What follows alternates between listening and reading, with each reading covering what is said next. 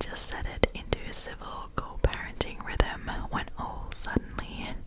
when she suddenly bumps into her first love, Atlas, again. After nearly 2 years separated, she is elated that for once time is on their side, and she immediately says yes when Atlas asks her on a date. But her excitement is quickly hampered by the knowledge that, though they are no longer married, Freya is still very much a part of her life, and Atlas Carrigan is the one man he will hate being in his ex-wife and daughter's life. Switching between the perspectives of Lily and Atlas, it starts with us, picks up right where the epilogue for the gripping, pulse-pounding, best-selling phenomenon. It ends with us left off, revealing more about Atlas' past and following Lily as she embraces a second chance at true love, while navigating a jealous ex-husband. It proves that no one delivers an emotional read like Colleen Hoover. Ain't that the truth? I love Colleen Hoover. But yeah, I am so excited about that book. I've waited for so long since it's been announced that it's coming out. So, yes. If you didn't know it's coming out, how could you have missed it? And now you know. But if you're into rom-coms and like love books with a lot of depth, you might want to check out Colleen Hoover if you haven't already. Okay, the next book is actually the one I have already started. So this is my current read, and it is the Folk of the Air series. I got this because Hayley Jean ASMR has been speaking really highly of this series, so it sounded right up my alley, and I did get it. And the first book is called The Cruel Prince. It's by Holly Black, and I will read you the blurb. Of course I want to be like them. They're beautiful as blades, forged in some divine fires. They will live forever. And Garden is even more beautiful than the rest. I hate him more than all the others. I hate him so much that sometimes when I look at him, I can hardly breathe. Jude was 7 when her parents were murdered, and she and her 2 twin sisters were stolen away to live in a treacherous high court of fairy. 10 years later, Jude wants nothing more than to belong there, despite her mortality. But many of the Fae despise humans, especially Prince Garden, the youngest and wickedest son of the High King. To win a place at the court, she must defy him and face the consequences. As Jude becomes more deeply embroiled in Bella's intrigues and deceptions, she discovers her own capacities for trickery and bloodshed. But as betrayal threatens to drown the courts of fairy in violence, Jude will need to risk her life in a dangerous alliance to save her sisters and fairy itself. So when I first heard Hayley talk about this, I was so intrigued, and actually when I started it, I was a bit, shocked at first. I didn't immediately enjoy it as much as I had hoped I would, but just recently I've been pushing through okay, and just now the book is starting to pick up a little bit, so if you're struggling to get over the first couple of chapters, I think there are big things to come in this book. Okay, hi guys, I just scooched up a bit closer because I do feel like I am constantly getting out of focus. Okay, the next book I have actually already read, so this is a bit late of a chat, but I thought I'd include this in this video because I absolutely loved this book. It's so good. So it is the second book in the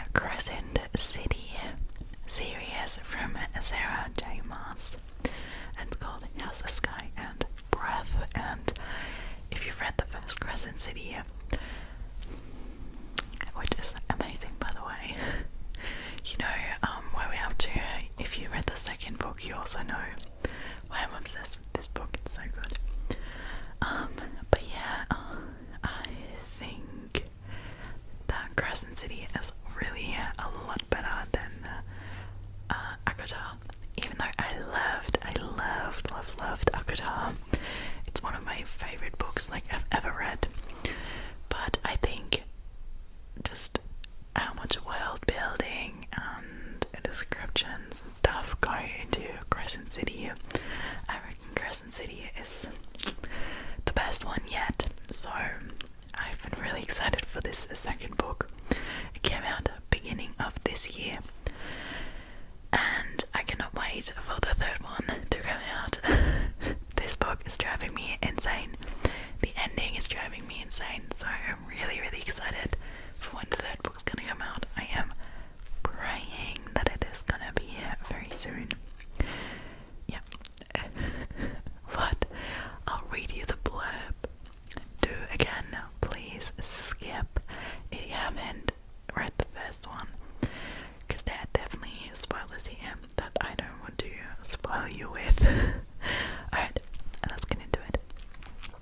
Bryce, Quinlan and Hunt Atla are trying to get back to normal. They may have saved Crescent City, but with so much upheaval in their lives lately, they mostly want a chance to relax, slow down, figure out what the future holds. The Asteri have kept their word so far, leaving Bryce and Hunt alone. But with the rebels chipping away at the Asteri's power, the threat that rulers pose is growing. As Bryce, Hunt and their friends get pulled into the rebels' plans, the choice becomes clear. Stay silent while others are oppressed, or fight for what is right. And they've never been very good at staying silent. It's so good. You guys, these two books, please invest. They are amazing. They're really good. So I can really not say anything against it. Loved it. I loved it. And the next book I got is The Seven Husbands of Evelyn Hugo by Taylor Jenkins Reid. I have read a couple books by Taylor Jenkins before that I really enjoyed. I initially didn't get this book, then I decided, after seeing a lot of TikToks about it, that I will be getting it, so now I have it and I'm excited to read it. Aging and reclusive Hollywood movie icon Evelyn Hugo is finally ready to tell the truth about her glamorous and scandalous life. But when she chooses unknown magazine reporter Monique Grant for the job, no one is more astounded than Monique herself. Why her? Why now? Monique is not exactly on top of the world. Her husband has left her and her professional life is going nowhere. Regardless of why Evelyn has selected her to write her biography, Monique is determined to use this opportunity to jumpstart her career. Summoned to Evelyn's luxurious apartment, Monique listens in fascination as the actress tells her story. From making her way to Los Angeles in the 1950s, to her decision to leave show business in the 80s, and of course the 7 husbands along the way. Evelyn unspools a tale of ruthless ambition, unexpected friendship, and a great forbidden love. Monique begins to feel a very real connection to the legendary star. But as Evelyn's story nears its conclusion, it becomes clear that her life intersects with Monique's own in tragic and irreversible ways. So I'm really excited to figure out what that means. We'll see. The next book I got is by Emily Henry. It's called Betrayed. I have loved the book People We Meet on Vacation, so I really wanted to read another book from her, which is why I chose that one. It goes,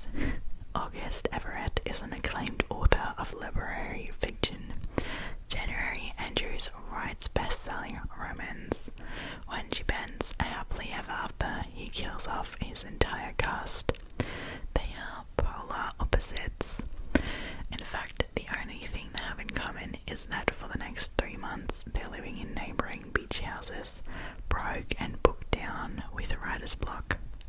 Until one hazy evening, one thing leads to another and they strike a deal designed to force them out of their creative ruts. August will spend the summer writing something happy, and January will pen the next great American novel.